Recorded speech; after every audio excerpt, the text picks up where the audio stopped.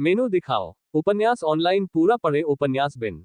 उपन्यास मूर्ख भगवान का विवाह 5 सुंदर देवियों से हुआ। अध्याय 41। मूर्ख भगवान का विवाह 5 सुंदर देवियों से हुआ। सी 41।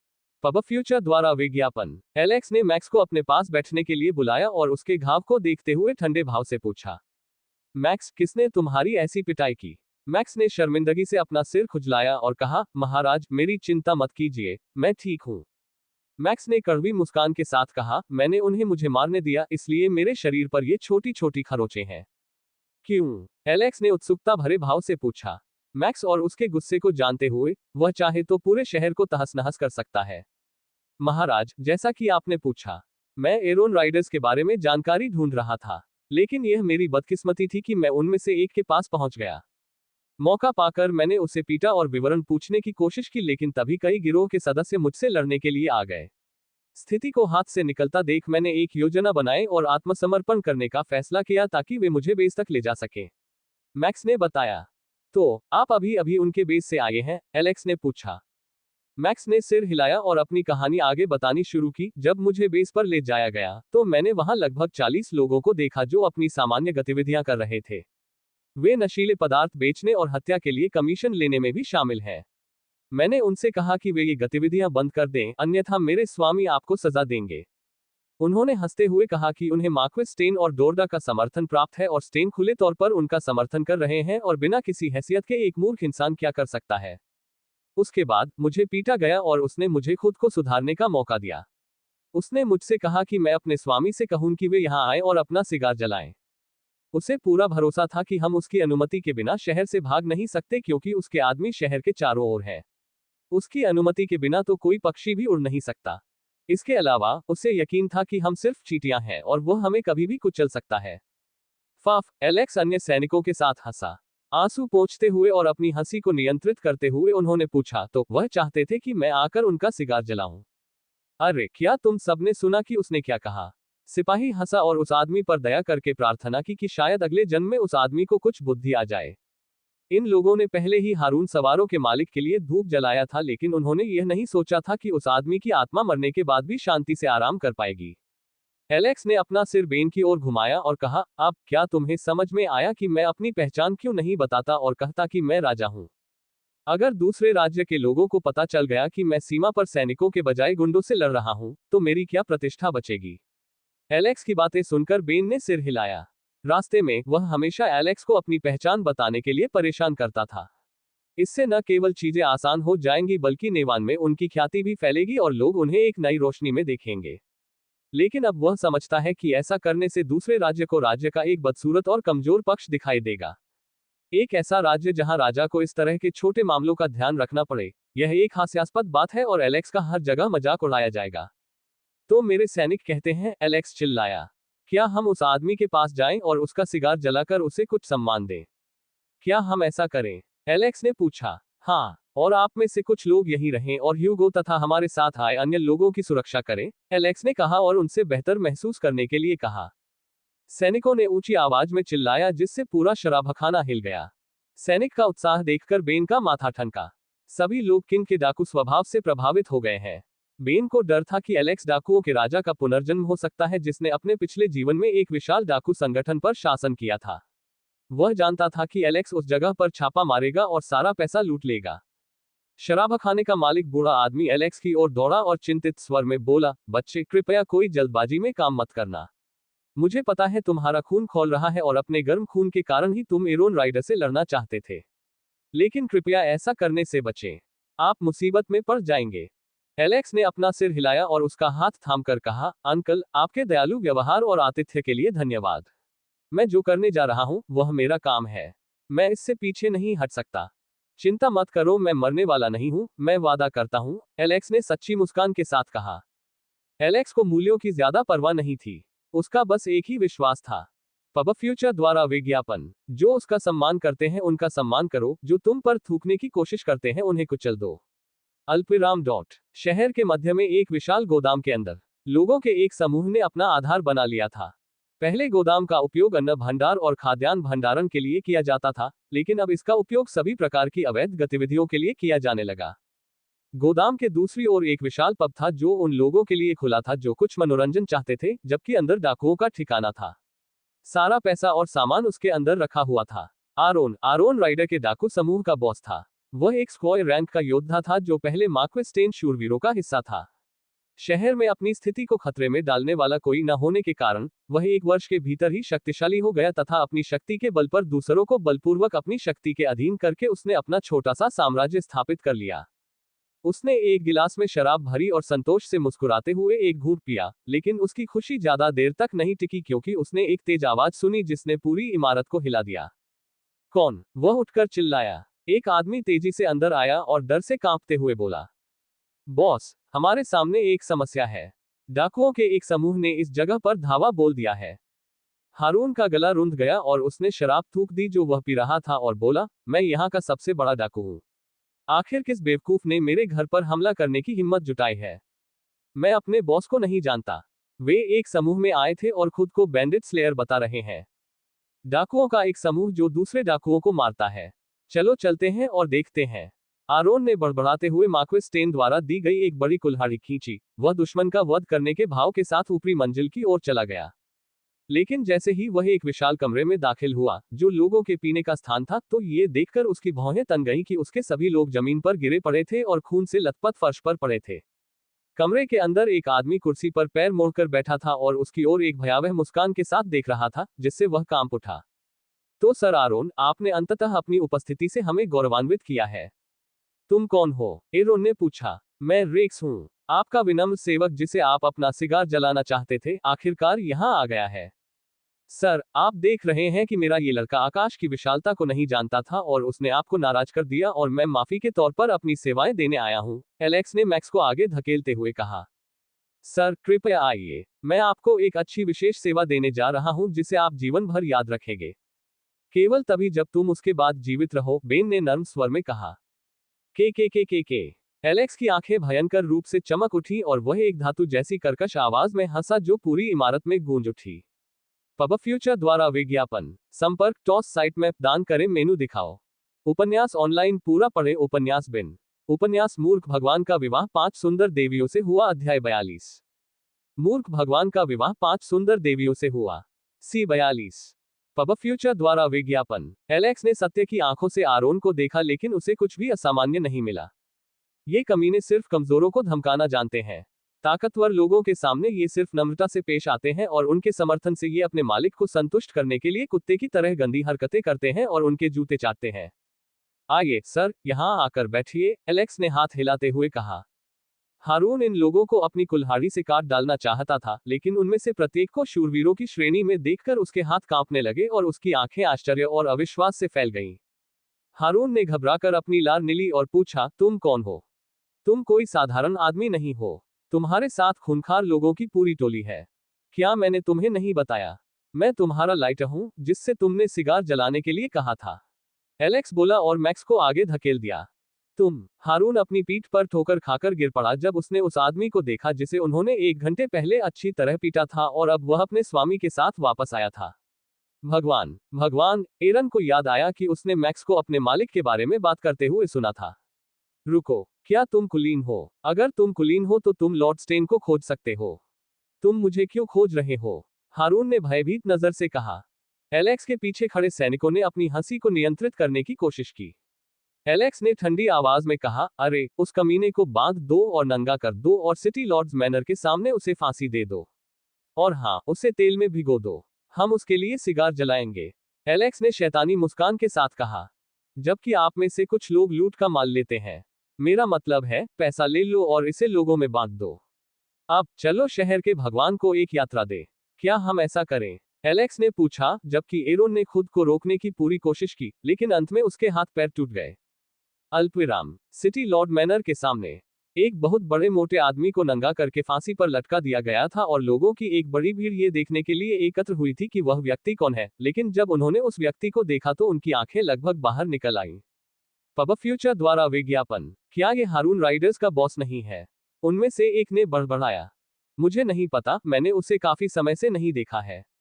मुझे लगता है कि इस आदमी ने हारून की नकल करने की कोशिश की और उसे यहाँ सजा दी गई। हाँ, तुम सही हो। शायद यही कारण है। ओह, कितना बेचारा है, उसका क्या होगा। जब लोग तरह तरह के अजीब निष्कर्ष और अफवाहें लेकर आए तो वे उस आदमी के भाग्य के बारे में सोचकर कांप उठे। उनमें से अधिकांश ने सोचा कि यह हारून राइड का काम था और इस आदमी को क्रूरतापूर्वक दंडित किया जाएगा। अल्पविराम अल्पविराम डॉट डॉट। जबकि भीड़ और जनसमूह इस मामले पर बड़बड़ा रहे थे, सिटी लॉर्ड्स मैनर के अंदर एक और तूफान चल रहा था। एलेक्स कुर्सी पर बैठा था जबकि एक आदमी जमीन पर घुटनों के बल बैठा था। वह इतना डरा हुआ था कि अपना सिर भी नहीं उठा पा रहा था। वह आदमी पसीने से भीगा हुआ था। यह एक सामान्य दिन था जब वह अपने कार्यों में व्यस्त था, तभी कुछ लोगों के समूह ने जबरदस्ती उसके घर पर छापा मारा और इससे पहले कि वह उनसे कुछ पूछ पाता कि क्या हो रहा है, उसे बार बार थप्पड़ मारे गए। हर बार जब वह कोई सवाल पूछता तो उसे जोरदार थप्पड़ मारे जाते। बेरहमी से पिटाई के कारण उसका चेहरा सुअर की तरह सूज गया था। मैंने सुना है कि आप शहर के राजा हैं, एलेक्स ने तीखी आवाज में पूछा, जिससे उसकी रीढ़ में सिहरन दौड़ गई। आदमी ने बस अपना सिर हिलाया। एलेक्स ने पूछा, मुझे बताओ, शहर का प्रबंधन करने के बजाय सिटी लॉर्ड कब से डाकुओं का पक्ष लेने लगे हैं। लेकिन वह व्यक्ति इतना डरा हुआ था कि उसने जवाब नहीं दिया और चुप रहा, जिससे एलेक्स नाराज हो गया। यदि आप 10 तक गिनने तक मेरे प्रश्न का उत्तर नहीं देंगे तो आप इस जीवन में किसी भी प्रश्न का उत्तर नहीं दे पाएंगे। आदमी ने अपनी लार निगल ली और जवाब देने ही वाला था कि उसने घर के दूसरी तरफ से जोरदार शोर सुना। जोर से दरवाजा खोलते हुए एक 4 साल की बच्ची शहर के भगवान को पापा पापा पुकारते हुए उनकी ओर दौड़ी। उसके पीछे एक महिला और कुछ नौकरानियां दौड़कर आई और उसे वापस खींचने की कोशिश की, लेकिन वह रोने लगी और अपने पिता के साथ खेलना चाहती थी। पब फ्यूचर द्वारा विज्ञापन। नगर के स्वामी के सारे रोंगटे डर के मारे खड़े हो गए और उसने लोगों को आदेश दिया कि उसकी बेटी को ले जाएं, लेकिन उसने देखा कि उसकी बेटी जोर जोर से रो रही है। वह एलेक्स के पैर छूने और उससे अपने परिवार को छोड़ देने के लिए कहने ही वाला था। एलेक्स ने उन्हें लड़की को ले जाने से रोकने के लिए अपने हाथ उठाए। जैसे ही लड़की उनके चंगुल से मुक्त हुई, वह दौड़कर अपने पिता के पास गई और उनसे गले लग गई। मीठी, मासूम आवाज में उसने कहा, पापा, मैं आपके साथ खेलना चाहती थी लेकिन मम्मी ने मुझे यहां आने नहीं दिया। पापा, आप फर्श पर क्यों हैं? एलेक्स ने हंसते हुए कहा, छोटी परी, तुम्हारे पापा मेरे साथ खेल रहे हैं। अजनबी को देखकर लड़की थोड़ा पीछे हटी, लेकिन एलेक्स को देखकर उसने पूछा, तुम कौन हो? प्यारा, एलेक्स ने मन ही मन कहा जब उसने लड़की की प्यारी पिल्ला जैसी आंखें देखी। मैं तुम्हारा बड़ा भाई हूं। अब आओ, इस बड़े भाई को गले लगाओ, एलेक्स ने हाथ बढ़ाते हुए कहा। लड़की एक क्षण के लिए झिझकी, लेकिन उसने एलेक्स की चमकती हुई मानिक जैसी लाल आंखें देखी, जिससे उसे आभूषणों की याद आ गई और उसने अपने पिता की ओर देखा और उनकी पुष्टि प्राप्त करने के बाद वह आगे बढ़ी और एलेक्स को प्यार से गले लगा लिया। होस्ट, आपको सावधान रहना चाहिए। आपको इस तरह की सनक नहीं पालनी चाहिए। सिर्फ इसलिए कि इस दुनिया में FBI नहीं है, आपको लोलिस के पीछे नहीं भागना चाहिए। चुप हो जा, मैं उसके पीछे कब भागा? मुझे वह बहन के रूप में पसंद है, कमीने। क्षमा करें, होस्ट, सिस्टम में कोई गधा या छेद नहीं है, इसलिए आप मुझे ऐसा नहीं कह सकते। एलेक्स ने अपने दांत पीसते हुए, सिस्टम की बड़बड़ाहट को दूर करते हुए, सच्चाई की आंखों को सक्रिय करते हुए एलिसिया को देखा। नाम, एलिसिया। वर्ग, कोई नहीं। प्रतिभा, राज्य और नागरिक प्रबंधन। संभाव्यता, कम। एलेक्स एक अनमोल रत्न पाकर मन ही मन मुस्कुराया। नेवन में ऐसे प्रतिभाशाली लोगों की कमी है जो सार्वजनिक क्षेत्र के प्रबंधन में कुशल हो। इसके अलावा इस नगर के राजा में भी वही प्रतिभा है, लेकिन उसमें कोई क्षमता नहीं है। अच्छी शिक्षा और ज्ञान के साथ एलेक्स को यकीन था कि एलिसिया नेवान के लिए एक अच्छी संपत्ति बन सकती है। इसके अलावा एलेक्स को भी ये लड़की पसंद आ गई थी। उसे थपथपाते हुए एलेक्स ने इस दुनिया में अपने भाई और बहन के बारे में सोचा और कामना की कि उनके बीच एक स्वस्थ रिश्ता हो, लेकिन वह जानता था कि चूंकि वे धन और स्थिति का आनंद लेते हुए पैदा हुए हैं, इसलिए एलेक्स उनकी नजरों में एक पाद के लायक था। इसके अलावा प्रभावशाली परिवारों में अधिक भाई बहन होना अन्य परेशानियों के ऊपर एक और मुसीबत है। पब फ्यूचर द्वारा विज्ञापन। संपर्क, टॉस साइट मैप दान करें, मेनू दिखाओ। उपन्यास ऑनलाइन पूरा पढ़े। उपन्यास बिन। उपन्यास मूर्ख भगवान का विवाह 5 सुंदर देवियों से हुआ। अध्याय 43। मूर्ख भगवान का विवाह 5 सुंदर देवियों से हुआ। सी 43। पब फ्यूचर द्वारा विज्ञापन। जबकि नगरपाल के भवन के अंदर एक गर्मजोशीपूर्ण और हार्दिक चर्चा हुई। आम लोगों को इस चर्चा के बारे में पता न चलते हुए वे बस हवेली के सामने खड़े होकर उस दयनीय आदमी को देखते रहे। यदि लोगों में से किसी को भी उस नग्न मूर्ति का नाम पता होता, तो वे दया दिखाने के बजाय उस नग्न व्यक्ति पर अंडे फेंकना और थूकना शुरू कर देते। अंततः एक लंबे इंतजार के बाद नगर भवन का विशाल द्वार खुला और नगरपति कुछ अजनबियों के साथ उनकी ओर चल पड़े। भीड़ उत्सुकता से सिटी लॉर्ड की ओर देख रही थी। उन्हें पता था कि सिटी लॉर्ड एरोन का कुत्ता है और वह उस आदमी को सजा देने वाला था। पूरे स्थान पर सन्नाटा छा गया और सारी बड़बड़ाहटें और बकबक ऐसे गायब हो गईं जैसे वे कभी अस्तित्व में ही न हो। नगर का राजा उनके सामने खड़ा था और लोगों को घबराई हुई और चिंतित निगाहों से देख रहा था। खांसी खांसी। नमस्ते, आप सभी से दोबारा मिलकर अच्छा लगा। लेटिशिया के प्रिय नागरिकों, मैं हेरोन, सिटी लॉर्ड, अब आपकी दीर्घकालिक शिकायतों को दूर करने के लिए आपके सामने खड़ा हूं। मेरे लिए अपने दिल से उमड़ती खुशी को रोक पाना मुश्किल हो रहा है। आज से मुझे ये घोषणा करते हुए खुशी हो रही है कि हम एरोन राइडर गिरोह के विषैले चंगुल से मुक्त हैं। जैसे ही हेरोन की आवाज पूरे स्थान पर गूंजी, लोगों की आंखें तश्तरी जितनी चौड़ी हो गईं और उन्होंने सोचा कि या तो उन्हें कोई भ्रम हो गया है या फिर नगरपाल ने कोई गलत दवा ले ली है। पब फ्यूचर द्वारा विज्ञापन, 100 का दांव लगाएं और पूरे प्लेटफॉर्म पर 400 पाएं। 10% साप्ताहिक कैशबैक पाएं। 100 का दांव लगाएं और पूरे प्लेटफॉर्म पर 400 पाएं। 10% साप्ताहिक कैशबैक पाएं। YOLO247.co। कई लोगों ने तो एक दूसरे को कानाफूसी करते हुए चेतावनी भी दी कि वे इस पर कोई प्रतिक्रिया न करें क्योंकि यह उन लोगों को मारने का जाल हो सकता है जो आरोन से छुटकारा पाना चाहते हैं। आखिर यह कुत्ता अपने ही मालिक को कैसे काट सकता है? जनता की ओर से कोई प्रतिक्रिया न देखकर हारून की भौहें तन गईं और उसके हृदय में पीड़ा महसूस हुई। यहां तक कि एलेक्स ने भी अपना सिर हिलाया और आह भरते हुए कहा, इस आदमी ने लोगों का विश्वास पूरी तरह खो दिया है। फिर भी शुरू से ही यह उसकी गलती थी। हारून ने अपमानित महसूस करते हुए अपने होंठ काटे, फिर भी उसने स्वीकार किया कि उसके जैसा आदमी किसी के भरोसे के लायक नहीं है, लेकिन वह इतनी आसानी से हार नहीं मानेगा। हारून जानता था कि वह सिटी लॉर्ड के रूप में विफल हो गया है, लेकिन वह असहाय था। अगर यह परिवार की सुरक्षा या हारून का विरोध करके मौत के बीच था, तो उसने बिना किसी विचार के दूसरा विकल्प चुना था और यही कारण था कि एलेक्स ने उसे माफ कर दिया और उसे दूसरा मौका दिया। इसके अलावा उसने कोई अपराध नहीं किया था और उसका काम केवल शहर में हो रही घटनाओं पर आंखें मूंद लेना था। हारून ने अपनी ठोड़ी उठाए और घुटनों के बल गिर पड़ा। मुझे पता है, मैं एक सिटी लॉर्ड के तौर पर विफल रहा हूं। हालांकि मैं अपने परिवार के लिए ऐसा करने का बहाना दे सकता हूं, लेकिन इससे आप सभी के साथ हुए घोर अन्याय से छुटकारा नहीं मिला। फिर भी मैं आपसे विनती करता हूं कि आप मुझे माफ कर दें और मुझे खुद को सुधारने का मौका दें और कृपया मेरे शब्दों पर विश्वास करें। यहाँ जो आदमी बंधा हुआ है उसका नाम एरन है, वह व्यक्ति जो हम सबकी जिंदगी को दुखी बनाने के लिए जिम्मेदार है। राजा द्वारा भेजे गए विशेष बलों द्वारा उनके गिरोह को नष्ट कर दिया गया था और उन्होंने हमारी मदद की थी और हमारी सभी परेशानियों से छुटकारा दिलाया था। हेरोन ने पुनः सिर झुकाया और एलेक्स की ओर हाथ बढ़ाते हुए उसे अपना स्थान लेने के लिए कहा। एलेक्स ने भारी भीड़ को देखकर मुस्कुराते हुए अपना परिचय दिया, नेवन के प्रिय नागरिकों, मैं आपके भविष्य के लिए शुभकामनाएं देता हूं। चूंकि आज नेवन के एक नए युग की शुरुआत होगी। राजा ने एक छोटा सा कुलीन दस्ता बनाया था जो उन जगहों पर जाता था जहां उन्हें लोगों के मुसीबत में होने की रिपोर्ट मिलती थी और आपको शायद पता न हो लेकिन डोरडा और मार्क्वेस स्टेन को पहले ही देशद्रोह के लिए मार दिया गया था।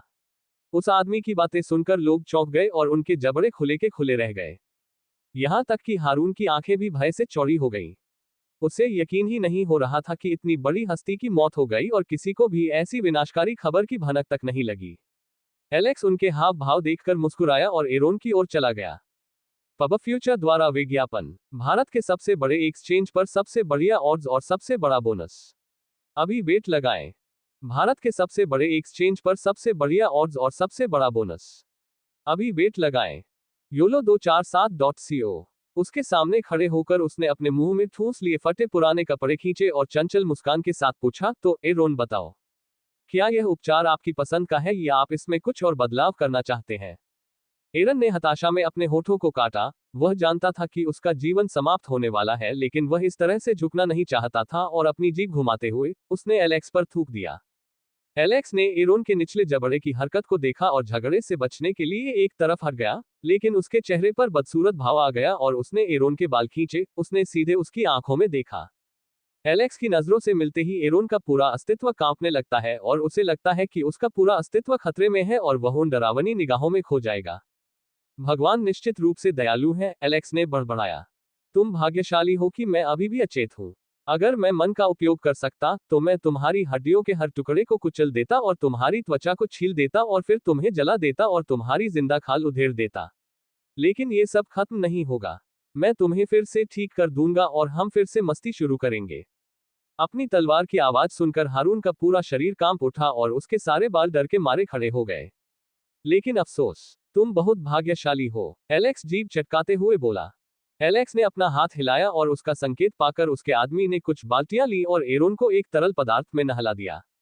जब एरोन को तरल पदार्थ में से तेल की गंध आई तो वह भौंचक कर रह गया और चिल्लाना चाहता था, लेकिन एलेक्स की आवाज सुनकर उसकी आवाज गले में ही अटक गई। तुम चाहते थे कि मैं तुम्हारा सिगार जलाऊं, है ना? चूंकि मैं एक दयालु व्यक्ति हूं, इसलिए मैं आपकी अंतिम इच्छा पूरी करूंगा, एलेक्स ने माचिस लेते हुए कहा, जबकि उसके एक आदमी ने जोर से आरोन के मुंह में सिगार ठूंस दिया और उसकी ठुड्डी पकड़ ली ताकि वह उसे थूक न सके। यद्यपि लोग इस अलौकिक दृश्य को देखकर थोड़ा घबरा गए, लेकिन इससे उनका ध्यान उस दृश्य को देखने से हटा नहीं। आखिरकार इस युग में सार्वजनिक रूप से फांसी देना कोई नई बात नहीं थी। एलेक्स ने माचिस जलाई, सिगार की नोक जलाए और धुआं निकलने लगा। जब एरोन का सिगार से गला घुट रहा था, एलेक्स ने आखिरी बार एरोन की ओर देखा, नरक में पश्चाताप करो। यह आखिरी बात थी जो उसने सुनी, इससे पहले कि एलेक्स ने उस पर जलती हुई माचिस फेंकी और उसका पूरा शरीर आग पकड़ गया। इसके बाद सिटी लॉर्ड के भवन के सामने घबराहट पैदा करने वाली चीखें गूंज उठी। पब फ्यूचर द्वारा विज्ञापन, मेनू दिखाओ। उपन्यास ऑनलाइन पूरा पढ़े। उपन्यास बिन। उपन्यास मूर्ख भगवान का विवाह 5 सुंदर देवियों से हुआ। अध्याय 44। मूर्ख भगवान का विवाह 5 सुंदर देवियों से हुआ।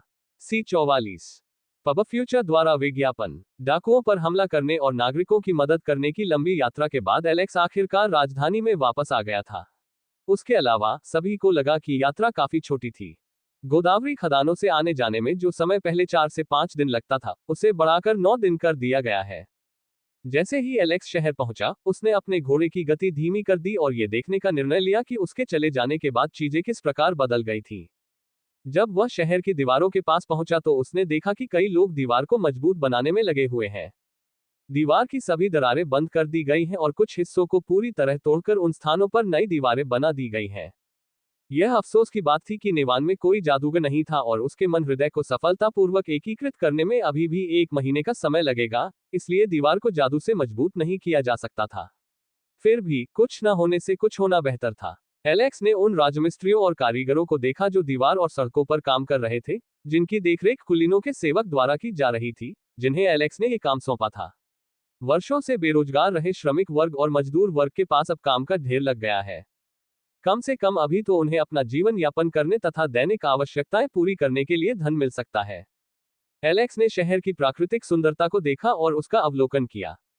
सड़कें अब काफी साफ थीं और उदास सड़कें लोगों के आने जाने से भरने लगी थीं। सभी जर्जर दुकानें एक बार फिर से खुलने लगी हैं, हालांकि वे अभी भी जर्जर थीं। सराय और शराबखाने भी लोगों के आगमन के लिए खुल गए थे, जो कड़ी मेहनत के बाद वहां एकत्र हो सकते थे। धीरे धीरे उदासी दूर हो रही थी और लोगों में हर्ष और उल्लास का माहौल था। धीरे धीरे राजधानी सामान्य स्थिति में लौट रही थी। जब भी लोग एलेक्स और उनके समूह को देखते थे तो वे कभी कभी विनम्रता और सम्मान के लिए रुककर उन्हें झुककर प्रणाम करते थे। पब फ्यूचर द्वारा विज्ञापन। मैक्स और बेन लोकप्रिय व्यक्ति कहे जा सकते हैं, जिन्हें शहर की सुरक्षा और कानून व्यवस्था बनाए रखने का काम सौंपा गया है, जब तक कि वे अधिक संख्या में कर्मियों को इकट्ठा नहीं कर लेते। अल्पविराम ... जैसे ही एलेक्स महल में दाखिल हुआ, एक आकृति प्रकट हुई और एलेक्स पर कूद पड़ी। एलेक्स मुस्कुराया और अपना हाथ बढ़ाकर रिया को अपनी बाहों में खींच लिया। हे प्रभु, आपको इतना समय क्यों लगा? रिया ने एलेक्स की छाती पर अपना सिर टिकाते हुए प्यारी सी मुस्कान के साथ कहा। एलेक्स ने बस उसके लंबे रेशमी चिकने बालों को सहलाया और बोली, मुझे रास्ते में कुछ अलग अलग काम निपटाने थे। मैंने रास्ते में कुछ लोगों की मदद की और कुछ बुरे लोगों को सजा दी। ओह, रिया ने आश्चर्य से कहा और एक जानकार भाव के साथ एक सौम्य मुस्कान बिखेरी। तो यहाँ हालात कैसे हैं? एलेक्स ने रिया से पूछा। हमने पहले ही प्राप्त धन का उपयोग बहिर्गमन और अंतर्वाह धन के बीच संतुलन बनाने के लिए कर लिया है। भवन और निर्माण कार्य भी काफी अच्छा चल रहा है। अब हमारी एकमात्र समस्या व्यापारियों के साथ है। जब रिया ने एलेक्स को उनके बारे में बताया तो उसका मूड खराब हो गया। इससे पहले नेवान की खराब स्थिति के कारण सभी व्यापारियों ने अपना सामान पैक किया और नेवान छोड़ दिया। व्यापारी प्रत्येक राज्य की मूल्यवान संपत्ति है। आखिरकार व्यापारियों के बिना कोई भी राज्य वस्तुओं का आयात या निर्यात नहीं कर सकता, क्योंकि व्यापारी वस्तुओं के आदान प्रदान में सबसे महत्वपूर्ण चैनल है। रिया, प्लीज उनसे मिलने का इंतजाम करो। मैं उनसे बात करूंगा। वैसे रिया, वापस आते समय मुझे कुछ दान मिला। वे अच्छे लोग इतने अच्छे थे कि उन्होंने राज्य के विकास के लिए अपनी कड़ी मेहनत से जो कुछ भी कमाया था, वह सब हमें दे दिया। एलेक्स ने उन गरीब लोगों के प्रति सम्मान दिखाते हुए गंभीर भाव से बात की, जिन्होंने कड़ी मेहनत करके जो पैसा कमाया था, उसे दान कर दिया। जबकि रिया ने आश्चर्यचकित भाव से कहा और दयालु तथा परोपकारी लोगों के लिए भगवान को धन्यवाद दिया। ओह, भगवान इन दयालु और महान लोगों को आशीर्वाद दे जिन्होंने लोगों के लिए अपनी संपत्ति दान कर दी। रिया ने सच्चे मन से प्रार्थना की। एलेक्स की बातें सुनकर मैक्स और बेन के होंठ अनियंत्रित रूप से फड़कने लगे। दान, दयालु और मेहनती लोग। पब फ्यूचर द्वारा विज्ञापन। ये कैसी बकवास है। इस आदमी ने अपने रास्ते में आने वाले हर डाकू और चोर पर हमला किया और लूटपाट की। कुछ डाकुओं को तो अपने अस्तित्व पर ही संदेह होने लगा और वे सोचने लगे कि क्या वे डाकू हैं या वह। डाकुओं ने खून के आंसू रोए जब उन्होंने देखा कि मोटी चमड़ी वाले एलेक्स ने खुद को संत कहा और वह देश की भलाई के लिए चोरी कर रहा है। एलेक्स की बातें सुनकर वे दौड़कर उसके मुंह को डाकुओं की प्रशंसा करने से रोकना चाहते थे। रिया, मैं लोहायस्क लाया हूं। एलेक्स ने पूछा, क्या बाकी सब कुछ तैयार है? रिया ने सिर हिलाया और एलेक्स को महल के पीछे एक एकांत स्थान पर ले गई। एलेक्स ने मैदान में प्रवेश किया और कई मधुमक्खी शंकुओं से बनी विशाल अंडाकार भट्ठी को देखा। एलेक्स के निर्देशों के अनुसार ब्लास्ट फनेस का उत्पादन अंततः तैयार कर लिया गया था। मिश्र धातु इस दुनिया में एक अज्ञात क्षेत्र है। लोग जिन मिश्र धातुओं को जानते थे वे सामान्यतः एडेमेंटियम जैसी उच्च धातुओं से बनी होती थी, जबकि लोग निम्न स्तर की धातुओं की उपेक्षा करते थे। एलेक्स जानता था कि कांस्य और पीतल के मिश्र धातुओं को मिलाकर और उनका निर्माण करके तथा हथियार बनाने के लिए इस्पात का उपयोग करके वे अपने पड़ोसी राज्य पर बढ़त हासिल कर लेंगे और उनके पास ठोस और मजबूत हथियार होंगे। निम्न स्तरीय राज्यों के लिए लोहा मुख्य रूप से अयस्क बनाने के लिए सामग्री है, क्योंकि इस तरह के स्थान पर कोई भी अच्छा लोहार नहीं है जो कलाकृतियां बना सके, और अगर किसी भी तरह से एक अच्छा लोहार पैदा होता है तो उन्हें किनली द्वारा ले लिया जाएगा और उन्हें कुलीनों के रूप में माना जाएगा। यदि कोई व्यक्ति प्रक्रिया को ठीक से जानता हो तो स्टील बनाना काफी आसान है, और छोटे पैमाने पर कुछ प्रयोगों के बाद एलेक्स अंततः स्टील का एक फिलेट बनाने में सक्षम हो गया। सामान्यतः धातु को निकालना, अशुद्धियों को दूर करना और हथियार बनाना लोहार का काम था, लेकिन ये प्रक्रिया काफी बोझिल थी क्योंकि उन्हें अयस्क की एक पट्टिका लेनी थी, उसे परिष्कृत और शुद्ध करना था और फिर हथियार बनाने के लिए हथौड़ा चलाना शुरू करना था। अधिकांश समय धातु निकालने में लगा, लेकिन क्या होगा यदि एलेक्स भारी मात्रा में धातु निकाल सके और उन्हें एक ही बार में हथियार बनाने के लिए तैयार सामग्री उपलब्ध करा सके? भट्ठी से वह भारी मात्रा में लोहा निकालकर इस्पात बनाता था। स्टील बनाना उतना आसान नहीं है जितना लगता है, और ऐसा करने के लिए उसे धातु विज्ञान के अपने पिछले जन्म के ज्ञान का उपयोग करना होगा। कार्बन स्टील प्राप्त करना काफी आसान है, लेकिन उच्च गुणवत्ता वाला स्टेनलेस स्टील, जो सघन और मजबूत धातुओं में से एक है, प्राप्त करना कठिन होगा। फिर भी वह अपने सामने की चीजें देखकर हंसा। हे, कुछ ही दिनों में मैं पूरे नेवान को बदलने जा रहा हूं। पब फ्यूचर द्वारा विज्ञापन। संपर्क टॉस साइट मैप दान करें मेनू दिखाओ। उपन्यास ऑनलाइन पूरा पढ़े। उपन्यास बिन। उपन्यास मूर्ख भगवान का विवाह 5 सुंदर देवियों से हुआ। अध्याय 45। मूर्ख भगवान का विवाह 5 सुंदर देवियों से हुआ। C45।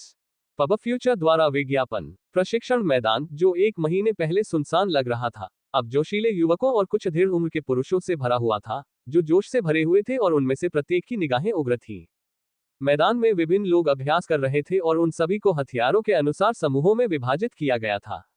धनुर्धर, तलवारबाज, भालाधारी, रक्षक और कई रंगरूट हाल ही में सेना में शामिल हुए हैं और मोडेक द्वारा निर्देशित बुनियादी प्रशिक्षण से गुजर रहे हैं। उन सभी ने एलेक्स द्वारा निर्धारित सख्त प्रशिक्षण व्यवस्था का पालन किया। जहां तीरंदाज निशाना साधकर अभ्यास कर रहे थे, वहीं तलवारबाज तलवारों से अभ्यास कर रहे थे, जबकि स्पीयरमैन और डिफेंडर एक साथ अभ्यास कर रहे थे। जब भालाधारी सैनिक अपने भाले चला रहे थे, तो रक्षकों ने उनके हमले को रोकने के लिए लकड़ी की ढालों का इस्तेमाल किया। जब वे प्रशिक्षण में व्यस्त थे, एलेक्स प्रशिक्षण मैदान में आया और सभी ने अपना अभ्यास रोक दिया तथा उसे तिरस्कारपूर्ण ढंग से देखा। एलेक्स ने सैनिकों को देखा और उनकी प्रगति से काफी संतुष्ट हुआ।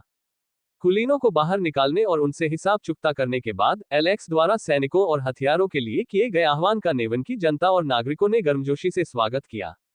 यही तो उसने सोचा था, लेकिन शुरुआत में उनके चेहरे पर अविश्वास और गुस्से को देखकर एलेक्स को पता चला कि बहुत से लोग ट्रेनिंग कैंप में इसलिए शामिल हुए थे क्योंकि उसने वादा किया था कि सैनिकों का कोई भी परिवार भूखा नहीं रहेगा और महीने के अंत तक उन्हें उनका वाजिब वेतन मिल जाएगा।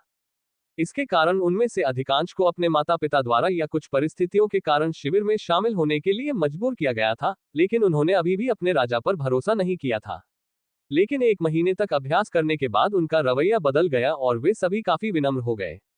एलेक्स ने कभी भी अपने प्रशिक्षण को आसान नहीं बनाया और जब भी उसके पास समय होता, वह सैनिकों के साथ प्रशिक्षण लेता, अपनी इच्छाशक्ति और दृढ़ संकल्प का परिचय देता और जल्द ही उनका सम्मान प्राप्त कर लेता। एलेक्स मंच पर खड़ा था और उसकी आवाज पूरे मैदान में फैल गई। एक मांसपेशी वाले व्यक्ति की तरह प्रशिक्षण मत लो, इस हद तक कि आपका सिर मांसपेशियों से भर जाए। एक सैनिक को कई बातों को ध्यान में रखते हुए आगे बढ़ना होता है, जैसे कि आप जिस दस्ते में हैं उसकी वर्तमान स्थिति, आपको जो मिशन सौंपा गया है और आप जिन खतरों का सामना करने जा रहे हैं, तथा अपनी और दुश्मनों की ताकत का मूल्यांकन करना। युद्ध एक सैनिक नहीं जीतता बल्कि सैनिकों की सेना जीतती है। किसी को अपने सहयोगियों की स्थिति के बारे में पता होना चाहिए ताकि वह उनकी स्थिति को समझ सके और दूसरों की मदद कर सके। पब फ्यूचर द्वारा विज्ञापन। युद्ध के मैदान में आप में से प्रत्येक को स्वयं निर्णय लेना होगा और सोचना होगा कि आप जिस स्थिति में हैं, उसे ध्यान में रखते हुए कौन सी कार्रवाई सबसे उपयुक्त होगी। भागना ठीक है, लेकिन केवल तभी जब आप वापस आने और दुश्मन का सिर वापस लेने की हिम्मत रखते हैं। मेरी बात ध्यान से सुनो, निडर मत बनो, क्योंकि केवल वही व्यक्ति जो जीवन का सही मूल्य जानता है और केवल वही व्यक्ति जो मृत्यु से डरता है, मृत्यु पर विजय प्राप्त कर सकता है। लेकिन अगर अपना सर्वश्रेष्ठ प्रयास करने के बाद भी हम असफल हो जाएं, तो चेहरे पर मुस्कान के साथ मौत का सामना करें। सैनिकों को कुछ ज्ञानवर्धक बातें बताने और उनका खून खौला देने के बाद, उसने हाथ के इशारे करने शुरू कर दिए। उसने 2 बार अपने पैर थपथपाए। सैनिकों ने 2 बार पैरों की थपथपाहट सुनी और 2 टुकड़ियों में बंट गए। यह एक त्वरित गतिविधि थी, लेकिन एलेक्स ने फिर भी उनकी गतिविधियों में कुछ कठोरता देखी और बोला, प्रशिक्षण में हम न केवल अपने शरीर और दिमाग को प्रशिक्षित करते हैं, बल्कि स्थिति से निपटने के लिए विभिन्न चीजों का उपयोग करना भी सीखते हैं, जैसे हाथों का अध्ययन, संकेत, रणनीति, दुश्मनों का गठन। हमें ये सब तब तक अभ्यास करना होगा जब तक कि हमारा शरीर उन चीजों का आदी न हो जाए और वे आपकी हड्डियों में सहज प्रवृत्ति के रूप में अंकित न हो जाए और संकेत मिलने पर शरीर अपने आप चलने लगे। क्या तुमने मेरी बातें सुनी? एलेक्स ने अपने लंबे और उग्र भाषण के बाद चिल्लाकर कहा। हाँ, क्या तुमने ठीक से खाना नहीं खाया? तुम सब दहाड़ने के बजाय कुत्ते की तरह क्यों भौंक रहे हो? एलेक्स चिल्लाया, यहाँ तक कि मेरा लियो भी तुमसे बेहतर दहाड़ता है। हाँ महाराज। एलेक्स ने अपनी मुट्ठी उठाए और उसे कसकर अपनी छाती पर मारा। बिखरे हुए सैनिक शीघ्र ही एक स्थान पर एकत्र हो गए और एक संरचना बनाई, जिसमें सबसे आगे रक्षक थे, उसके बाद भालाधारी और फिर बीच में तीरंदाज थे, जबकि पीछे तलवारधारी उनकी रक्षा कर रहे थे। एलेक्स ने अपनी बंद मुट्ठी खोली और अपने कंधे पर मारा। उसकी धारणाओं का अनुसरण करते हुए रक्षक अपनी ढालें नीचे कर लेते हैं, जबकि भालाधारी नीचे झुक जाता है, जिससे तीरंदाज क्रूर भाव के साथ अपने धनुष खींच लेते हैं। एलेक्स ने गहरी सांस ली और सैनिकों के समूह की ओर देखा। एलेक्स के चेहरे पर एक हल्की सी मुस्कान उभरी जब उसने कहा, आप सभी दुश्मन जो आपका सामना करने जा रहे हैं, उनके लिए एक बुरा सपना बनने जा रहे हैं। अल्पविराम डॉट। सैनिकों के प्रशिक्षण की देखरेख करने के बाद एलेक्स व्यापारियों से मिलने की तैयारी कर रहा था।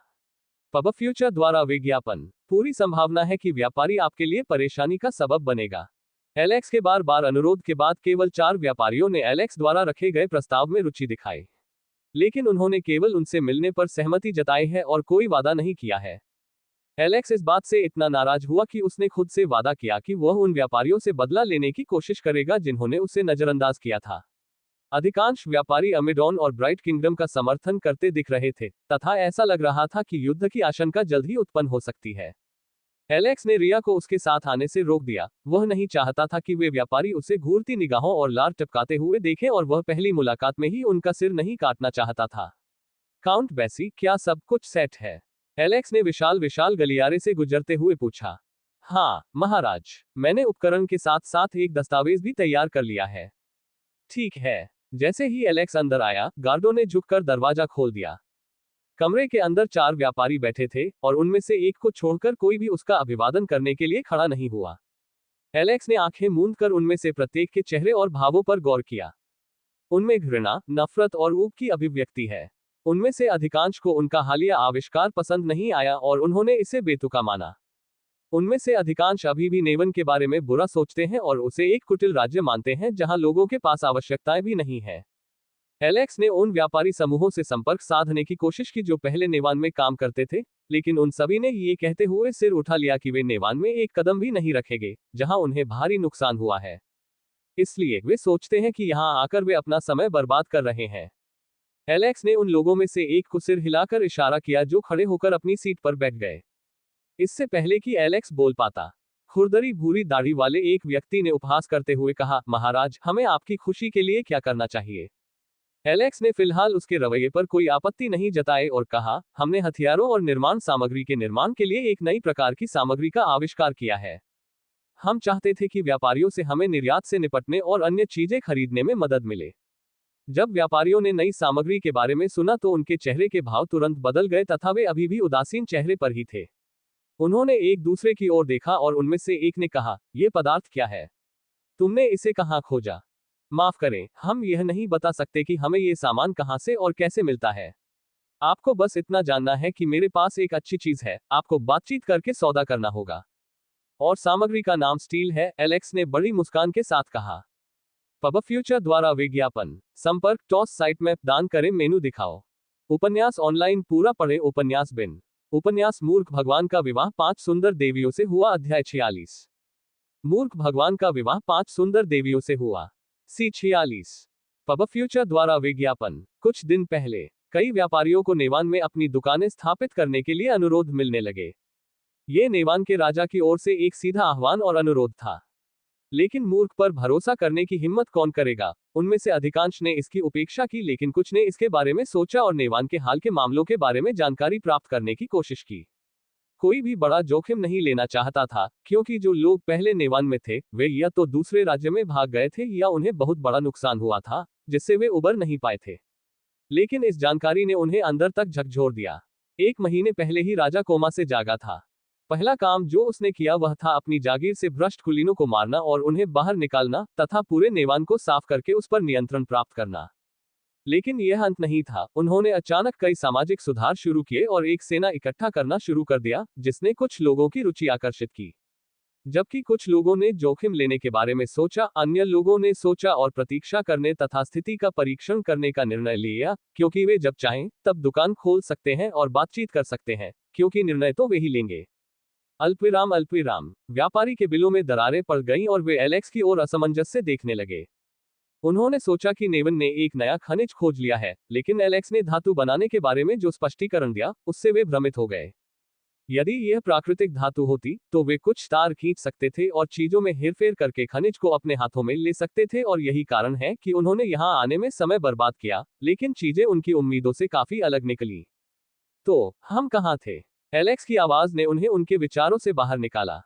क्या हम एक नमूना देख सकते हैं? उनमें से एक ने पूछा। एलेक्स ने सिर हिलाया और हाथ हिलाया। पब फ्यूचर द्वारा विज्ञापन। एक नौकर 4 स्टील की पट्टियां लेकर आया और प्रत्येक व्यापारी को उनमें से एक एक दे दी। जब उन्होंने धातु को देखा तो एलेक्स ने जिज्ञासा से उनकी ओर देखा। एलेक्स जानता था कि वे उत्पादन पद्धति को अपनाने में बहुत मेहनत करेंगे, लेकिन वह इसके बारे में चिंतित नहीं था। उन्होंने जो स्टील उन्हें दिया था वह सस्ता कार्बन स्टील था जिसमें बहुत सी अशुद्धियां थीं, फिर भी वह लोहे से कहीं बेहतर था। एलेक्स जो स्टील बनाना चाहता था वह स्टेनलेस स्टील था, जो लोहे की तुलना में अधिक मजबूत और हल्का होता है तथा इसका उपयोग परतें निकालने और दमिश्क स्टील बनाने में किया जाता है। व्यापारियों ने धातु को अपने हाथों में लिया और यह अन्य धातुओं की तुलना में काफी हल्का महसूस हुआ, और उन्होंने सोचा कि यह हथियारों के लिए इस्तेमाल की जाने वाली अन्य धातुओं की तुलना में कमजोर हो सकता है, लेकिन उन्होंने इस विचार को दूर कर दिया क्योंकि वे इसकी तन्य शक्ति और कठोरता को महसूस कर सकते थे। एलेक्स उनके चेहरे के भावों में आए सूक्ष्म परिवर्तन को देखकर मुस्कुराया। व्यापारी ने एलेक्स की ओर देखा और फूलों से सराबोर लहजे में बोलना शुरू कर दिया तथा उसकी चापलूसी की। महाराज, कृपया हमें कमीशन दे दीजिए। नहीं, कृपया हमें दे दो। व्यापारियों ने उनसे बहस शुरू कर दी। एलेक्स ने पूछा, बदले में आप क्या पेशकश कर सकते हैं? उनमें से एक खड़ा हुआ और जोरदार लहजे में बोला, हम आपको बिक्री का 10% और कई सामान देंगे। महाराज, हम आपको 15% देंगे। नहीं, उसकी बात मत सुनो। हम तुम्हें 18% देंगे। एलेक्स ने उनकी बातें सुनी तथा उनका सिर झटकने की अपनी इच्छा को रोकने की कोशिश की। मेरे आदमी इन्हें बनाने के लिए दिन रात काम करेंगे, जबकि तुम लोग इसे ले जाओगे और बेचोगे और उम्मीद करोगे कि मैं इस बात पर सहमत हो जाऊंगा कि तुम बिक्री का लगभग सारा लाभ ले लो। एलेक्स ने आखिरी आदमी की ओर देखा जो काफी विनम्र लग रहा था और उससे पूछा कि वह क्या पेशकश कर रहा है। वह आदमी अपनी सीट से उठा और सम्मान भरे लहजे में बोला, महाराज, हमारा व्यापारी समूह उनके जितना बड़ा नहीं है और अभी भी विस्तार की प्रक्रिया में है। हम एक नया समूह है, इसलिए लोगों के लिए हमारी हर चीज खरीदना अभी भी मुश्किल है। तो पैसे के बजाय मैं आपको एक भौतिक विनिमय का प्रस्ताव देना चाहता था। चूंकि आपका नेवन अपनी आंतरिक स्थिति पर काम कर रहा है, इसलिए यह बहुत जरूरी सामग्री होगी, इसलिए हमने आपको इसे बेचने के अधिकार देने के बदले में आपकी मांगी गई चीजें देने का वादा किया है। इसके अलावा जब हमें इस धातु की बिक्री के बारे में पता चलता है तो हम आपको इसके साथ साथ बिक्री से होने वाले मुनाफे की जानकारी भी देते हैं।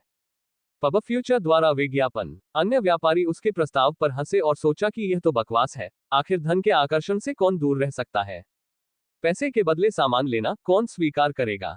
एलेक्स ने गंभीर भाव से पक्ष विपक्ष के बारे में सोचा और कहा, आपको स्टील बेचने के लिए विशेष अधिकार नहीं मिल सकते और एक्सचेंज के बारे में मुझे लगता है कि मुझे आपके साथ एक निजी चर्चा करनी चाहिए। एलेक्स के बारे में उसके शुरुआती शब्द सुनकर उस आदमी का मूड उदास हो गया, लेकिन एलेक्स के अंतिम शब्द सुनकर वह हैरान रह गया और बोला, महाराज, क्या आपका मतलब ये था? एलेक्स ने सिर हिलाया। हाँ, हमारे बीच समझौता हो गया है, हालांकि इस पर आगे चर्चा की जरूरत है। क्या? सभी चिल्लाए। मूर्खतापूर्ण, ये तो बहुत बड़ी मूर्खता है। उनमें से एक ने चिल्लाकर कहा, बेकार राजा, तुम तो छोटी सी जागीर के राजा हो और तुम्हें अहंकार दिखाने की हिम्मत है। दूसरा बोला। बासी खंडन करने ही वाला था, लेकिन एलेक्स ने उसे रोक दिया। एलेक्स उठ खड़ा हुआ और उस आदमी की तरफ देखते हुए बोला, तुमने कहा था कि मैं इस छोटी सी संपत्ति का क्रैपी किंग हूं। तो फिर मैं तुमसे पूछूं, क्या तुम्हें लगता है कि तुम मेरी अनुमति के बिना महल के बाहर एक कदम भी रख सकते हो? तुम भूल रहे हो कि चाहे कुछ भी हो जाए, मैं अभी भी राजा हूं और मेरे अधीन हजारों लोग हैं। क्या तुम्हें लगता है कि अगर मैं तुम्हें यहां मार दूं और तुम्हारी लाश को जंगल में जानवरों के खाने के लिए फेंक दूं, तो तुम्हारा व्यापारी समूह तुम्हारी परवाह करेगा? एलेक्स की ठंडी और डरा देने वाली निगाहें देखकर वह आदमी डर गया। जैसे ही उसकी नजरें मिली, उसे पता चल गया कि उसने अपनी सीमा पार कर ली है। और तुम भौंकने वाले कुत्ते, तुम कौन होते हो मुझे कौन सा सौदा लेने से रोकने वाले? क्या तुम व्यापारी यही नहीं करते? सबसे अच्छा ऑफर ले लो, तुम दोनों वापस जा सकते हो। जबकि एलेक्स ने अपनी उंगली उस आदमी की ओर दिखाते हुए कहा जो पहले से ही ठंडी सीट पर बैठा था, राजा का अनादर करने के लिए आप पर 5000 सोने के सिक्कों का जुर्माना लगाया जाता है। बासी ने एलेक्स के पास चिल्लाया। क्या तुम मुझे लूट क्यों नहीं लेते? आदमी घबरा कर चिल्लाया। एलेक्स बोला, तो फिर आप अपने लिए एक कब्र खरीद सकते हैं, या तो आप सिक्का देंगे या यहीं मर जाएंगे। एलेक्स जानता था कि ये लोग अमेडॉन का समर्थन कर रहे हैं और जो सामग्री वे खरीद रहे हैं वह ज्यादातर अमेडॉन को जाएगी, और एलेक्स नेवन के प्रति उनके रवैये पर एक नजर डालना चाहता था और उनके घृणित रवैये को देखना चाहता था। एलेक्स ने कसम खाई कि वह जितनी जल्दी हो सके इन व्यापारी समूहों को कुचल देगा, और जिन चीजों में उन्होंने निवेश किया है उन्हें नष्ट करने का इससे बेहतर तरीका क्या होगा। चूंकि युद्ध आ रहा है, एलेक्स इन व्यापारियों के साथ साथ अमेडॉन को भी पूरी तरह से नष्ट कर देगा। उस आदमी ने गुस्से में दांत पीस लिए और अंत में हाथ हिलाकर जुर्माना भरने का वादा किया। तीनों के चले जाने के बाद एलेक्स ने अवशेषों को देखा और मुस्कुराते हुए पूछा, आपका नाम क्या है? इस विनम्र व्यक्ति का नाम डेविड है, महामहिम। पब फ्यूचर द्वारा विज्ञापन। संपर्क टॉस साइट में दान करें, मेनू दिखाओ। उपन्यास ऑनलाइन पूरा पढ़े। उपन्यास बिन। उपन्यास मूर्ख भगवान का विवाह 5 सुंदर देवियों से हुआ। अध्याय 47। मूर्ख भगवान का विवाह 5 सुंदर देवियों से हुआ। C47। पब फ्यूचर द्वारा विज्ञापन। एलेक्स ने कागज फाड़कर कूड़ेदान में फेंक दिया। कागज को देखते ही वह क्रोधित हो गया। कागज पर नेवन के सैनिकों द्वारा इस्तेमाल की जाने वाली सांस लेने की तकनीक लिखी थी। यह इतना बेकार था कि यह केवल एक श्वास तकनीक थी जो केवल सांस लेने और छोड़ने में ही मदद करती थी। इसकी कार्यकुशलता सबसे खराब है। इस तकनीक का उपयोग करने पर शायद ही कोई मान बचता है। यही कारण है कि नेवान के सभी सैनिक बेकार थे और मांसपेशी वाले थे, क्योंकि वे मन का कुशलतापूर्वक उपयोग नहीं कर सकते थे, उन्होंने केवल शारीरिक शक्ति का उपयोग किया था। मन उपयोगकर्ता 2 प्रकार के होते हैं। उनमें से एक योद्धा है। योद्धा आभास्वामी होते हैं जो अपने शरीर में मन को आत्मसात करते हैं, मन के प्रवाह से शरीर को मजबूत बनाते हैं और मन के अभ्यस्त हो जाने के बाद आभा बनाने के लिए मन को एक विशेष स्थान पर केंद्रित करने में सक्षम होते हैं। एक अन्य प्रकार जादूगर है। वे अपने मन को संग्रहित करने के लिए वृत्त बनाते थे, जिसका उपयोग वे मंत्रोच्चार करते समय करते थे। जादूगरों द्वारा प्रयुक्त मंत्रों को वृत्तों या स्तरों में विभाजित किया जाता है। यहां तक कि एक तीसरी श्रेणी भी है, जिन्हें जादुई तलवारबाज के रूप में जाना जाता है, जो लड़ाई के दौरान अपने हथियारों में आभा के साथ साथ निम्न स्तर के मंत्रों का उपयोग कर सकते हैं। लेकिन उनके जैसे प्रतिभाशाली लोग काफी दुर्लभ थे, और इसके अलावा 2 चीजों में महारत हासिल करने में काफी समय लगता है। इसलिए जादुई तलवारबाज प्रतिभाशाली लोगों की बजाय कचरा प्रतीत होते हैं, जो मंत्र और आभा दोनों का उपयोग कर सकते हैं। एलेक्स ने स्टील के बदले में सबसे पहले पुस्तकें और विभिन्न जानकारियां तथा मैना पत्थर दिए। पुस्तकें प्राप्त करने के बाद एलेक्स ने अपना समय अन्य योद्धाओं के बारे में जानकारी एकत्र करने में लगा दिया। एलेक्स ने किताब पलटी जिसमें दुनिया के विभिन्न लोगों और शक्तिशाली लोगों के बारे में जानकारी थी। पब फ्यूचर द्वारा विज्ञापन। कई प्रतिभाशाली लोग उठते और गिरते हैं, लेकिन जो लोग स्थायी रूप से अपना नाम बनाने में सक्षम थे, उन्हें कुलीन वर्ग का दर्जा दिया गया और उनके साथ राजसी व्यवहार किया गया। यहाँ तक कि एक रैंकिंग प्रणाली भी है जहाँ लोगों को रैंक किया जाता है। स्वर्गीय प्रतिभा और शूरवीर जो आभा स्वामी हैं, उन्हें महाद्वीपों के ब्लेड के रूप में जाना जाता था, जिनका सम्मान उनकी जाति या मूल से कोई फर्क नहीं पड़ता। और श्रेष्ठ जादूगर जो उच्च स्तरीय मंत्रों का प्रयोग कर सकते हैं, उन्हें आर्कमेज के नाम से जाना जाता है। इन दोनों शीर्षकों की रैंकिंग ऐसी है कि प्रत्येक में 10 सदस्य हैं और सदस्य कभी कभी एक दूसरे पर अपनी श्रेष्ठता दिखाने के लिए एक दूसरे से लड़ते हैं। जबकि जादुई तलवारबाजों में भी प्रतिभाएं हैं, वे अन्य दो के सामने फीके पड़ जाते हैं क्योंकि कोई भी शीर्ष पर नहीं था। आखिरकार कम उम्र में एक ही समय में दो चीजों में महारत हासिल करना काफी असंभव है जब तक कि स्वर्ग को चुनौती देने वाला कोई प्रतिभाशाली व्यक्ति पैदा न हो। और एलेक्स किसी भी तरह से स्वर्ग को चुनौती देने वाला प्रतिभाशाली व्यक्ति नहीं है, हालांकि वह आभा और मंत्र दोनों का इस्तेमाल कर सकता है। इसमें महारत हासिल करने के लिए कई सालों तक कठोर प्रशिक्षण लिया गया था, इसलिए यह एक तरह से धोखा है। उनकी पत्नी क्रिस्टीन के पास ब्लेड्स ऑफ कॉन्टिनेंट में शामिल होने का मौका था, लेकिन दुर्भाग्य से उन पर बुरा असर पड़ा, या ये कहना बेहतर होगा कि उन्होंने उन्हें नीचे खींच लिया और उन पर बोझ बन गए। वैसे इस तरह की रैंकिंग वाली बकवास किसने सोची? क्या आपका नाम रैंकिंग में दर्ज होना आपके सिर पर इनाम की तरह नहीं है? जब भी कोई भीड़ में कदम रखेगा, चुनौती देने वाले सामने आ जाएंगे। एलेक्स ने इस दुनिया में छिपे सभी राक्षसों के बारे में सोचकर आह भरी। एलेक्स न तो पूरी दुनिया पर विजय प्राप्त करना चाहता था और न ही उसने एक के बाद एक पड़ोसी राज्यों पर विजय प्राप्त करने की योजना बनाई थी। उसका एकमात्र लक्ष्य इतना मजबूत बनना था कि उसका प्रतिद्वंद्वी उससे छेड़छाड़ करने से पहले 1000 बार सोचे। एलेक्स ने आह भरी और एक कलम निकाली, उसने स्वयं सांस लेने का प्रयास किया। वह इतना मूर्ख नहीं था कि देवी द्वारा सिखाई गई श्वास तकनीक की पेशकश कर दे। अल्पविराम डॉट। एक तकनीक का सावधानीपूर्वक खाका तैयार करने के बाद इसकी दक्षता की जांच करने के लिए पहले इसे आजमाने का निर्णय लिया गया। एलेक्स ने पैर मोड़कर बैठ गया और अपनी एकाग्रता को कम करते हुए लयबद्ध तरीके से सांस लेना और छोड़ना शुरू कर दिया। इस तकनीक में व्यक्ति को मन को महसूस करने की आवश्यकता नहीं होती थी, उसे बस अंदर और बाहर खींचा जाता था। अंदर खींची गई हवा पूरे शरीर में प्रसारित होगी और फिर कुछ सूक्ष्म अशुद्धियों के साथ बाहर निकल जाएगी। इसे तब तक करते रहना चाहिए जब तक कि वह मन को महसूस न कर ले, और इसे प्राप्त करने के बाद अगला कदम मन प्रकटीकरण होगा, जिसमें आपका शरीर आपके द्वारा ग्रहण किए गए मन से चमकना शुरू कर देगा। जब एलेक्स अपना ध्यान खो रहा था, रिया चाय का कप लेकर उसके कमरे में आई, लेकिन दृश्य देखकर वह स्तब्ध रह गई। पब फ्यूचर द्वारा विज्ञापन। कमरे के अंदर एलेक्स पैरों को मोड़कर बैठा था, जबकि उसका शरीर लाल प्रकाश से चमक रहा था, जबकि उसके चारों ओर की हवा घनीभूत होकर उसे घेर रही थी।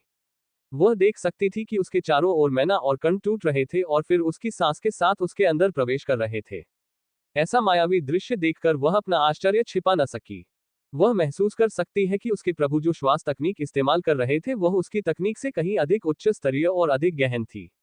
एलेक्स को लगा कि कोई उसे घूर रहा है और उसने अपना ध्यान रोक दिया और उठ खड़ा हुआ। उसने देखा कि रिया परेशान नजरों से उसकी ओर देख रही थी।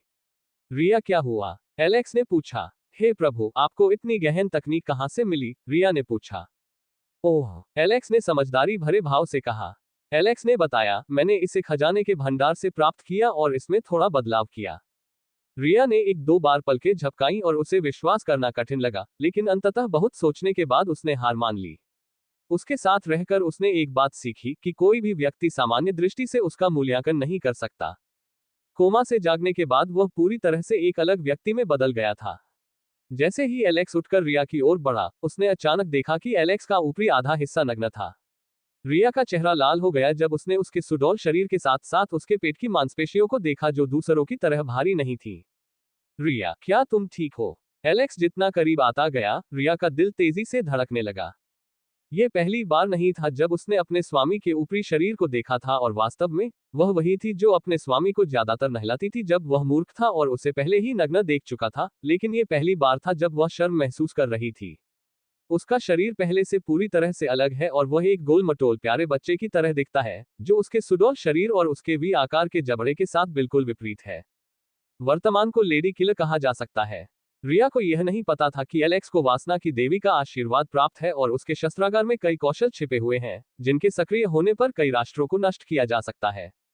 जैसे ही एलेक्स ने रिया के माथे पर हाथ रखा, उसने महसूस किया कि रिया का शरीर गर्म हो गया है, और इससे पहले कि वह उससे कुछ पूछ पाता, उसने अपना सिर हिलाया और शर्म के मारे भाग गई। एलेक्स ने उसे खींचा नहीं, बल्कि उसे भागते हुए देखकर हंसा और एक शैतानी मुस्कान बिखेरते हुए बोला, मेरी प्यारी छोटी खरगोश, तुम कितने दिन भाग सकती हो? आखिरकार तुम चाहे कहीं भी जाओ, तुम मुझसे बच नहीं सकती। जल्द ही ये शेर तुम्हें खा जाएगा। दहाड़। एक छोटी सी प्यारी दहाड़ सुनाई दी और एलेक्स ने लियो की ओर देखा जो उसे घूर रहा था। मैं तुम्हारे जैसे शेर की बात नहीं कर रहा हूं, एलेक्स ने बड़बड़ाते हुए कहा जब उसने लियो को शिकायत करते हुए सुना कि वह असली शेर है जबकि एलेक्स उसकी नकल करने की कोशिश कर रहा था। पब फ्यूचर द्वारा विज्ञापन। संपर्क टॉस साइट मैप दान करें मेनू दिखाओ। उपन्यास ऑनलाइन पूरा पढ़े उपन्यास बिन। उपन्यास मूर्ख भगवान का विवाह 5 सुंदर देवियों से हुआ अध्याय 48। मूर्ख भगवान का विवाह 5 सुंदर देवियों से हुआ। सी 48। पब फ्यूचर द्वारा विज्ञापन। ये बिना किसी अराजकता वाला एक सामान्य दिन था। किंगडम ऑफ राइट के कार्यालय कक्ष में जब विभिन्न महिलाएं दस्तावेज लेकर उनका निरीक्षण कर रही थी तो कागजों के पलटने की सरसराहट जैसी आवाज सुनाई दे रही थी। हर टेबल पर ढेर सारे दस्तावेज थे और हर किसी के हाथ भरे हुए थे। कमरा खूबसूरत महिलाओं से भरा था और केवल 3 पुरुष मौजूद थे और उनकी देखरेख राइट की वर्तमान रानी कैथरीन कर रही थी। जोर से दस्तक हुई तो 2 महिलाएं तेजी से आईं। उनके हाव भाव देखकर कैथरीन की पलकें फड़कने लगी और उसके अंदर बेचैनी की भावना उमड़ने लगी। एमी डॉन के जासूसों ने रिपोर्ट भेजी है। सीमा पर हलचलें हुई हैं और सेना को स्थानांतरित किया गया है। महिलाओं में से एक ने कहा। और अजीब बात यह है कि सीमा पर सैनिकों की संख्या कम हो गई है। मुझे उनके इरादे समझ में नहीं आ रहे हैं। वे आगे बढ़ रहे हैं और युद्ध छेड़ने की तैयारी कर रहे हैं, लेकिन सैनिकों की संख्या कुछ और ही लगती है। पूरा कमरा शांत हो गया और कमरे में मौजूद सभी लोग जवाब के लिए कैथरीन की ओर देखने लगे। कैथरीन ने अपनी उंगली आपस में फंसा ली और उस पर अपनी थोड़ी टिका दी और एक क्षण के लिए अपनी आंखें बंद कर ली। एवा, मुझे याद आया कि तुमने बताया था कि हाल ही में भाड़े के सैनिकों की आमद हुई है। उसने भारी आवाज में कहा। एवा ने सिर हिलाया। मुझे लगता है कि व्यापारियों और पड़ोसी राज्य से प्राप्त ऋण और धन से वे युद्ध में भाग लेने के लिए भाड़े के सैनिकों को किराए पर ले रहे हैं। लेकिन क्या भाड़े के सैनिक प्रशिक्षित सैनिकों से अलग नहीं होते? भाड़े के सैनिक बिल्कुल कानूनविहीन होते हैं। क्या वे गड़बड़ी नहीं करेंगे और आदेश का उल्लंघन नहीं करेंगे? महिलाओं में से एक बोली। पब फ्यूचर द्वारा विज्ञापन। किसने कहा कि वे उन्हें सैनिकों के रूप में इस्तेमाल करने जा रहे हैं? क्या वे उन्हें छोटे छोटे मिशन नहीं दे सकते? युद्ध का परिणाम किसी एक कारक से निर्धारित नहीं होता। छाया में घटित होने वाली कई छोटी छोटी नगण्य चीजें परिणामों को प्रभावित कर सकती हैं। कैथरीन ने गंभीर भाव से कहा। अंकल लोनगार्ड, मैंने सुना है कि आपने बताया है कि शहर में आंतरिक हिंसा बढ़ रही है। लोनगार्ड ने सिर हिलाया। मुझे लगता है कि हमें भाड़े के सैनिकों पर नजर रखने की जरूरत है और अगर कोई स्थिति पैदा होती है तो हमें उन पर प्रतिबंध लगा देना चाहिए। मुझे डर है कि एमिडॉन की तरफ से कुछ भाड़े के सैनिक निश्चित रूप से यहां से चीजें भड़काने की कोशिश करेंगे। कैथरीन की बातें सुनकर सभी लोग अविश्वास और आश्चर्य से उसकी ओर देखने लगे। यदि उन्होंने जो कहा वह सच है तो स्थिति काफी गंभीर है और उन्हें कुछ कठोर कदम उठाने की जरूरत है। राइट और नेवन वर्तमान में एक कमजोर स्थिति में है और दोनों राज्य भाग्य का एक बड़ा हिस्सा है जिसे हर कोई चाहता था।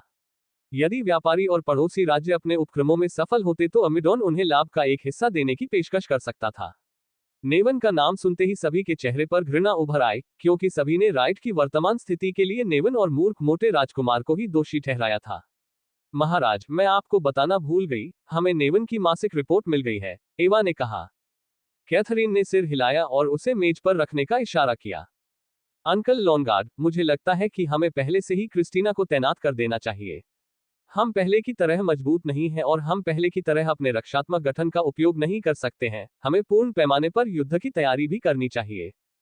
कैथरीन बोली और खिड़की की ओर देखते हुए खड़ी हो गई। उसे विचारों में खोया देख लोनगार्ड के बगल में खड़ा एक आदमी चुपके से अंदर आया और जल्दी से नेवन के दस्तावेज खींच लिए और बहाना बनाकर बाहर चला गया। वहां से बाहर निकलने के बाद उसने दस्तावेज निकाले और उन्हें जला दिया। कैथरीन को तुम्हारे जैसे कमीने की जरूरत नहीं है। सिर्फ मैं, जेफरसन, जिसने 27 साल की उम्र में मास्टर का पद हासिल किया है और ब्लैक कॉप्स का कमांडर हूं, उसके साथ खड़े होने के योग्य हूं, उसके जैसा कमीना नहीं। अल्पविराम डॉट। प्रशिक्षण मैदान में एक व्यक्ति बीच में एक छड़ उठाए खड़ा था। पब फ्यूचर द्वारा विज्ञापन। 400% वेलकम बोनस पाएं। अभी जुड़े और 10% कैशबैक पाएं। 400% वेलकम बोनस पाएं। अभी जुड़े और 10% कैशबैक पाएं। YOLO 247.co। छड़ों के अंत में 200 किलोग्राम के 2 पत्थर बंधे हुए थे। जब वह वजन उठाता और बैठता तो उसकी भुजाओं की नसें उभर आती। उसकी धारणा के अनुसार सैनिक ने उसके साथ बने रहने की कोशिश की, लेकिन कुछ ही राउंड के बाद उनमें से प्रत्येक एक एक करके गिर गया। जब उन्होंने चारों ओर देखा तो पाया कि केवल 2 लोग ही उस व्यक्ति के प्रशिक्षण कार्यक्रम का अनुसरण कर पा रहे थे। मैक्स और बेन, उनकी नजर में वे दोनों ही राक्षस हैं, लेकिन एलेक्स के बार बार उपदेश और स्पष्टीकरण के बाद उन्हें पता चला कि वे दोनों राक्षस या प्रतिभाशाली नहीं थे, बल्कि वे उस प्रशिक्षण का पालन करने में बहुत कमजोर थे जो उनके जीवन को खा रहा था। प्रशिक्षण की शुरुआत वजन वाले कंगन पहनकर महल के चारों ओर 100 चक्कर लगाने से होगी, जिसके बाद शक्ति प्रशिक्षण होगा। इन्हें पूरा करने के बाद वे हथियारों के साथ अभ्यास करते थे और फिर विभिन्न संरचनाओं और रणनीतियों का अध्ययन करते थे। यहाँ तक कि मोडेक भी एलेक्स के प्रशिक्षण और शिक्षण के तरीके से अचंभित था और उसने मन ही मन सोचा कि उन्हें युद्ध की देवी का आशीर्वाद प्राप्त है। लेकिन एलेक्स ने दावों को खारिज कर दिया और उन्हें बताया कि यह एक प्रशिक्षण व्यवस्था थी जो उसने एक सौदे के माध्यम से प्राप्त की थी। यह प्रशिक्षण उन लोगों के लिए था जो शूरवीर बनना चाहते थे और अकेले ही राज्यों को उखाड़ फेंकना चाहते थे। हालांकि उनमें से किसी में भी शूरवीर बनने की प्रतिभा नहीं थी, लेकिन एलेक्स को यकीन था कि अगर वे प्रशिक्षण जारी रखने में सक्षम रहे तो उनमें से प्रत्येक शूरवीर बन जाएगा। वह इनमें से प्रत्येक किसान को विनाश के हथियार में बदल देगा, लेकिन इस शर्त पर कि वे प्रशिक्षण पूरा कर सकें। जब एलेक्स भारी वजन के साथ नीचे ऊपर बैठ रहा था, उसने देखा कि रिया चिंतित भाव के साथ उसके पास आ रही थी। एलेक्स ने भौहें सिकुड़ी और वजन दूर फेंक दिया। धप, एक छोटी सी गड़गड़ाहट के साथ वजन गिर गया। रिया ने एलेक्स को पसीना पोंछने के लिए एक तौलिया दिया और बोलना शुरू किया। महाराज, हमें पश्चिमी क्षेत्र से एक संदेश मिला है। काउंट हैमिल्टन ने सहायता मांगी है। हैमिल्टन, एलेक्स ने अपनी भौहें उठाते हुए कहा। एलेक्स ने हैमिल्टन के बारे में सुना था। वह मोडेक के अलावा नेवन का सबसे अच्छा योद्धा था। जबकि मोडेक यहां सड़ते हुए अपनी धार खो बैठा, हैमिल्टन और अधिक तीक्ष्ण होता गया, क्योंकि उसने विशाल जंगल से आने वाले जानवरों और राक्षसों से नेवन के पश्चिमी क्षेत्र की रक्षा करके उसे गिरने से बचाया। इसके अलावा वह एक घमंडी आदमी है। जब तक कोई गंभीर परिस्थिति न हो, वह किसी से हाथ नहीं मांगेगा। जब सभी सरदारों ने अपने कर्तव्यों से विमुख हो गए, केवल हैमिल्टन ही किले में खड़ा होकर अपना कर्तव्य निष्ठापूर्वक निभा रहा था। पब फ्यूचर द्वारा विज्ञापन। संपर्क टॉस साइट मैप दान करें मेनू दिखाओ। उपन्यास ऑनलाइन पूरा पढ़े। उपन्यास बिन। उपन्यास मूर्ख भगवान का विवाह 5 सुंदर देवियों से हुआ। अध्याय 49। मूर्ख भगवान का विवाह 5 सुंदर देवियों से हुआ। सी 49। पब फ्यूचर द्वारा विज्ञापन। कार्यालय कक्ष में एलेक्स ने पत्र खोलते हुए और उसका अध्ययन करते हुए बगल पर थपथपाया। इसका अध्ययन करने के बाद उसके चेहरे के भाव थोड़े बदल गए। इसे दूर रखते हुए उसने मोर्डेक और रिया को देखा और अपना मुंह खोलने से पहले एक पल के लिए सोचा। अंकल मोर्डेक, काउंट हैमिल्टन ने हाल ही में जानवरों और राक्षसों के उदय के बारे में रिपोर्ट की है।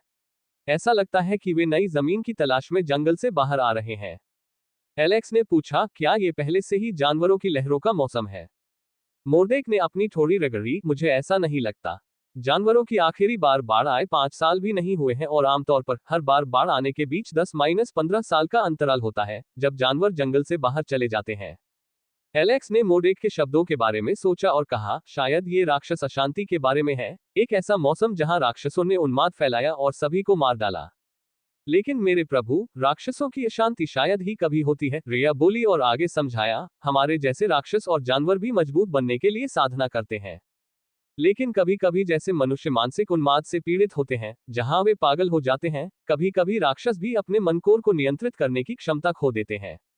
वे पागल हो जाते हैं, अपने सामने आने वाले किसी भी व्यक्ति को मार देते हैं और खून की प्यास में खुद को खो देते हैं।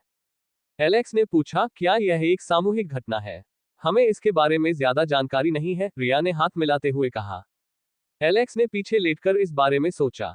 जब वह देवी के गर्भगृह में था, तो उसे पता चला कि जिस प्रकार मनुष्य क्षमता के साथ पैदा होता है, उसी प्रकार प्रत्येक राक्षस और पशु एक निश्चित स्तर के मूल के साथ पैदा होता है, जो राक्षस की क्षमता को दर्शाता है।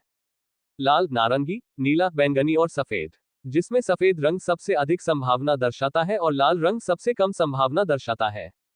सौभाग्य से लियो के पास बैंगनी रंग का मैना कोर था, जिससे एलेक्स को बहुत आश्चर्य हुआ। मनुष्यों के विपरीत, राक्षस मन को महसूस करने और समझने की क्षमता के साथ पैदा होते हैं।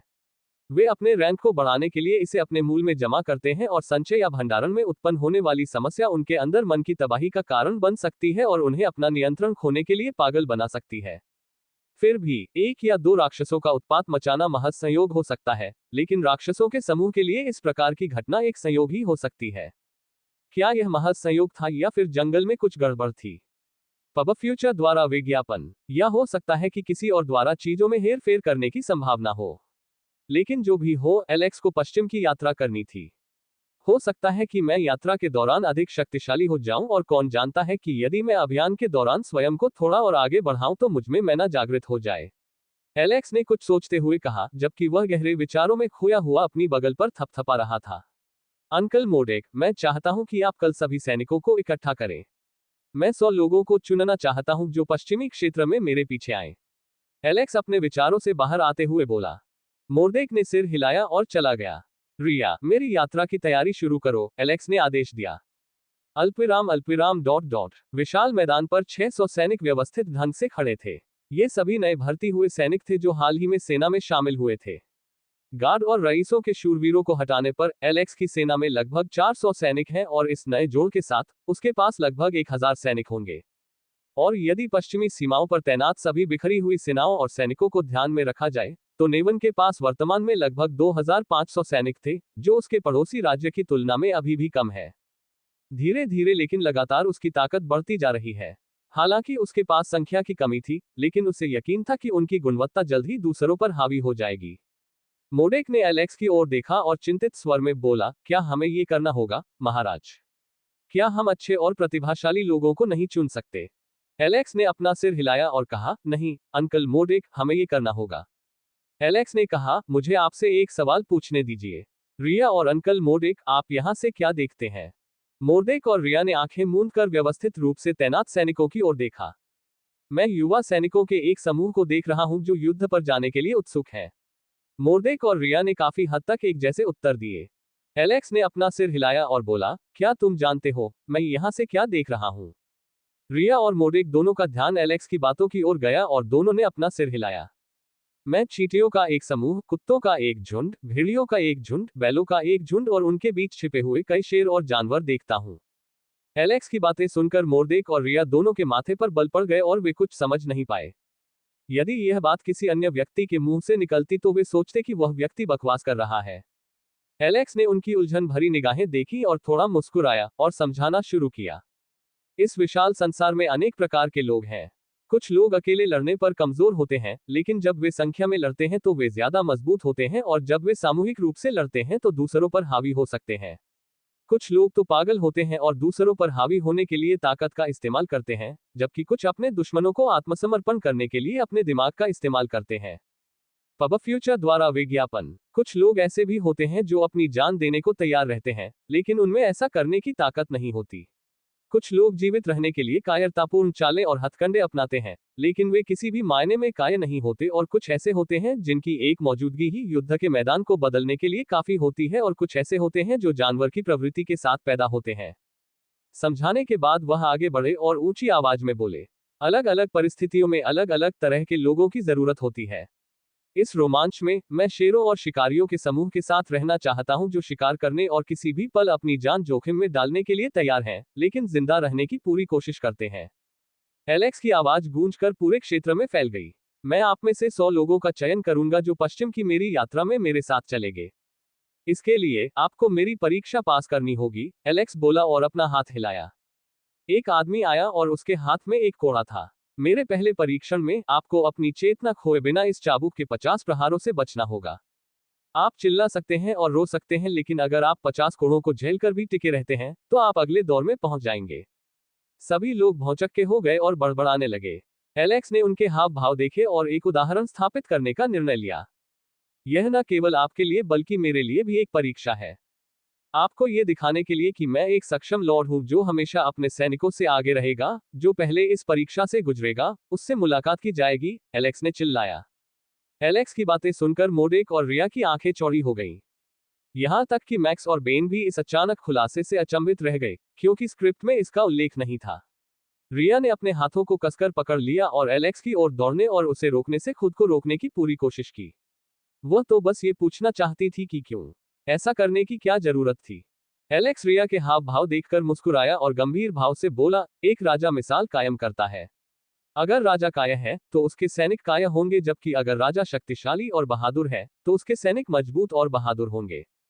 चूंकि तुम्हें मेरे साथ चलने के लिए परखा जा रहा है, मैं ये भी साबित करूंगा कि मैं तुम्हारा नेतृत्व करने के लिए पर्याप्त मजबूत हूं। आओ और मुझे अपनी पूरी हिम्मत से मारो। मुझ पर आसानी से हमला करने की कोशिश मत करो, वरना अगली मार तुम पर पड़ेगी और दूसरों से अलग मैं 100 कोड़े खाऊंगा। एलेक्स ने घुटनों के बल बैठकर कहा। आदमी ने एक गहरी और भारी सांस ली और कोड़े का पट्टा खींच लिया और एलेक्स पर वार किया। कोड़े कोड़े कोड़े कोड़े की मार की आवाज सुनाई दी और सभी सैनिक आश्चर्य से एलेक्स की ओर देखने लगे।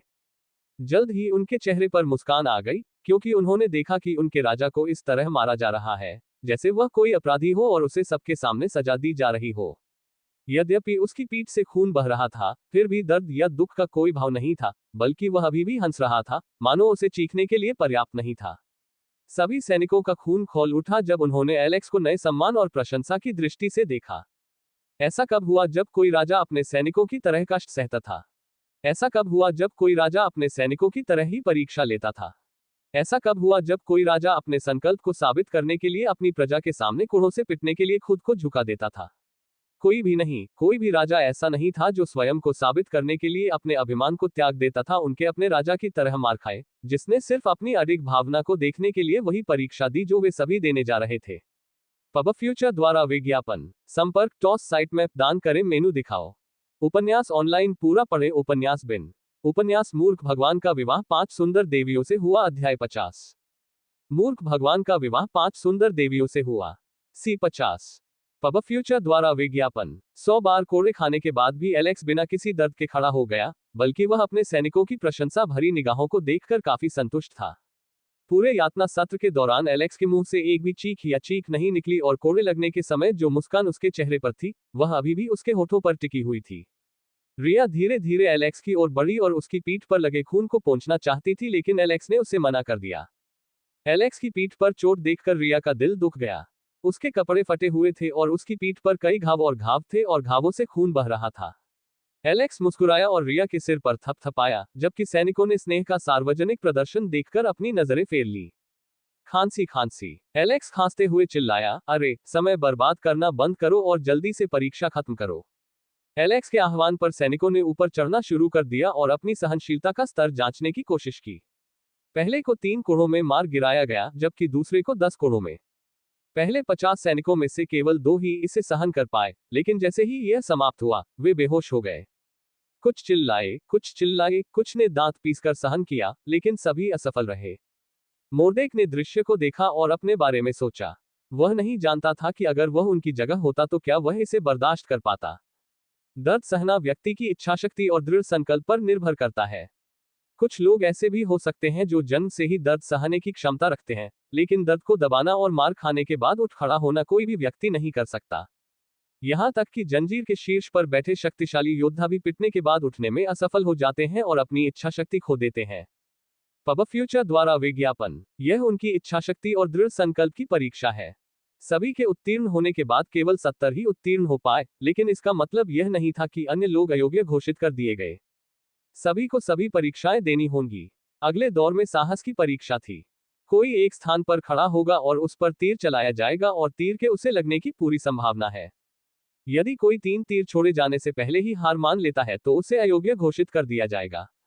एलेक्स परीक्षा देने वाला पहला व्यक्ति था। वह निश्चल खड़ा रहा जब पहला तीर उसके गालों को छूता हुआ निकल गया, लेकिन दूसरी बार वह दुर्भाग्यशाली रहा, क्योंकि दूसरा तीर उसके कंधे पर और तीसरा तीर उसकी जांघ पर लगा। यद्यपि उसके घाव से रक्त बह रहा था और बाण उससे लगे थे, फिर भी वह पर्वत की भांति दृढ़, स्थिर और अविचल खड़ा था। वह अपनी जगह से 1 इंच भी नहीं हिला। एलेक्स ने तीर खींचा और परीक्षण पुनः शुरू करने का आदेश दिया।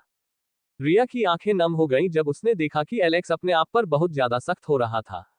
इससे पहले एलेक्स ने उसके कंधे और जांघ पर प्रहार करने का आदेश दिया था, ताकि लोगों को पता चल जाए कि वह झूठ नहीं बोल रहा है और उसकी जान जाने का वास्तविक खतरा है। इसी तरह एलेक्स के बाद कई लोग मारे गए और कई लोग डर के कारण हार गए। एलेक्स ने पहले से ही पर्याप्त मुआवजा और छुट्टी प्रदान करके उनमें से कुछ की व्यवस्था कर दी थी। उन्होंने समूह में प्रत्येक 30 लोगों में से एक व्यक्ति को तीर से घायल होने के लिए गैर घातक स्थान पर रखा था और जिन स्थानों पर तीर लगने थे, उन्हें पर्याप्त रूप से सुरक्षित रखा गया था, जहां केवल एक छोटा सा घाव ही दिखाई देता था, एलेक्स के विपरीत जिसने तीर को असली समझ लिया था। कई लोगों ने तो डर के मारे अपनी पैंट गीली कर ली, लेकिन फिर भी उन्होंने डटे रहने की कोशिश की। पहला तीर खींचे जाने के बाद कई लोग चीखकर भाग गए, लेकिन तीर उनकी त्वचा को छूते हुए निकल गया। अगला और अंतिम राउंड स्पैरिंग का था। इस राउंड में मोडिक, बेन और मैक्स अपनी शिफ्ट बदलकर इन व्यक्तियों के साथ स्पैरिंग करेंगे। यदि वे टिक नहीं पाते या थक जाते तो एलेक्स कार्यभार संभाल लेता। पब फ्यूचर द्वारा विज्ञापन। जैसे ही मोडिक ने लड़ाई शुरू की, उसने अपने साधारण झटकों या उनके शुरुआती प्रहारों से उन्हें उड़ा दिया।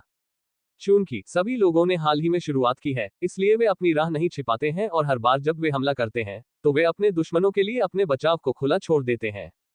एलेक्स को एक सैनिक पर मजा आया जो वार करके वार का जवाब देने की कोशिश कर रहा था। चूंकि वह जानता था कि वह मोडिक को नहीं हरा सकता, इसलिए उसने उसे अपने साथ नीचे खींचने की कोशिश की।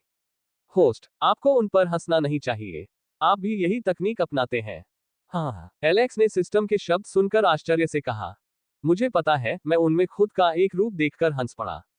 हर बार जब मैं उन्हें देखता हूं, तो मैं उनकी तुलना करना शुरू कर देता हूं और सोचता हूं कि अगर उन्हें मेरे बजाय देवी द्वारा प्रशिक्षित किया गया होता तो वे क्या हासिल कर सकते थे। शायद उनमें से कुछ ने मुझसे बेहतर प्रदर्शन किया होगा। एलेक्स ने आह भरते हुए कहा। होस्ट, आपको खुद को कम नहीं आंकना चाहिए। मुझे नहीं लगता कि बहुत से लोग पागल हुए बिना इस तरह के दुष्स्वप्न से गुजर सकते हैं। एक मजबूत धातु भी बार बार पीटने पर टूट जाती है या कुचल जाती है। लेकिन आप टूटे नहीं, बल्कि आप एक धातु बन गए जिसने खुद को घिसने की कोशिश की और इतनी देर तक टिके रहे कि हथौड़े की मार ने आपको तोड़ने के बजाय धातु को गर्म किया और उसे परिष्कृत किया और उसे इस रूप में ढाला कि आप आज हैं। सिस्टम की अचानक प्रशंसा सुनकर एलेक्स अचंभित और शर्मिंदा था। इस बारे में बात करते हुए उन्हें अपना प्रशिक्षण याद आ गया। युद्ध की देवी उसे रेगिस्तान की एक काल्पनिक दुनिया में डाल देती और उसे आदेश देती कि वह अपने कंधे पर भार लेकर गर्मरेत पर नंगे पांव रेगिस्तान के अंत तक दौड़े। उसके पैरों के नीचे की त्वचा उखड़ जाएगी और अंत में खून के निशान दिखाई देंगे। प्रशिक्षण में उसके सभी दर्द रिसेप्टर्स सक्षम हो गए और उसे भूख और प्यास भी महसूस हुई, लेकिन वहां न तो भोजन था और न ही पानी, और वह गहरी पीड़ा और प्यास महसूस करते हुए अंत तक पहुंचा। एक अन्य परिदृश्य में, जब वे युद्ध में थे, प्रत्येक प्रहार में वह उसका एक अंग और हड्डियां तोड़ देती थी, लेकिन वह नहीं झुकता था और यहां तक कि जब उसका शरीर का एक एक अंग टूट जाता था, तब भी वह रेंगता रहता था और अपने मुंह से उसके पैरों को काटता था और देवी उसे काटने पर क्रोधित होने के बजाय मुझ पर हंसती और मेरी प्रशंसा करती थी। एलेक्स जब भी इस बारे में सोचता है तो उसकी आत्मा डर से कांपने लगती है। चूंकि वह आत्मा की अवस्था में था, इसलिए बार बार मारे जाने के बाद भी वह नहीं मरेगा। 1000, 10,000, 10,000,000,000,000। एलेक्स को यह भी याद नहीं था कि वह कितनी बार मरा और फिर जीवित हो गया, केवल नारकीय दुष्स्वप्न को फिर से शुरू करने के लिए, और हर बार उसका भाग्य एक जैसा ही रहता। वह नहीं जानता था कि क्या कोई और ऐसा कर सकता है, लेकिन एलेक्स जानता था कि वह इससे गुजरने के बाद कभी भी वैसा नहीं रहेगा और उसका व्यक्तित्व एक पागल आदमी का बन गया था और उसके अंदर एक पागल दानव छिपा हुआ था जो कभी भी बाहर आ सकता है यदि उसने खुद को नियंत्रित नहीं रखा। एलेक्स को गर्माहट महसूस हुई और उसने नीचे देखा तो लियो उसके घावों को चाट रहा था। अरे, तुम्हें मेरा खून इतना पसंद है। एलेक्स ने पहले ही लियो के साथ एक समान अनुबंध किया था, जबकि उनमें से प्रत्येक को एक दूसरे से लाभ होगा। यदि एलेक्स मजबूत हुआ, तो लियो को उनकी ताकत का एक हिस्सा मिलेगा और यदि लियो मजबूत हुआ, तो उसे अपनी ताकत का एक हिस्सा मिलेगा। पब फ्यूचर द्वारा विज्ञापन। संपर्क टॉस साइट मैप दान करें। संपर्क टॉस साइट मैप दान करें।